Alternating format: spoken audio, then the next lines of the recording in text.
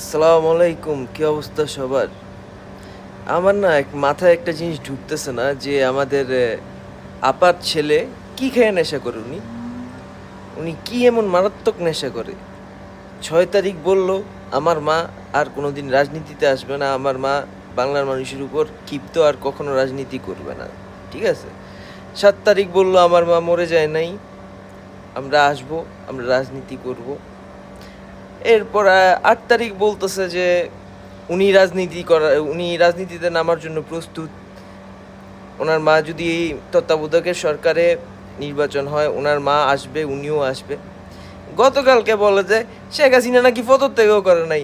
আচ্ছা ভাই, এতে কি নেশা করে? কি রুম্মা নেশা করে হালায়? একদিন একটা কইতাছে, আজকে নি কোনো আবার কইয়া বয় যে আমার মা তো এখনো গণভবনেই আছে। লিমিটেশন আছে একটা, মানে একটা কথা বলার লিমিটেশন আছে।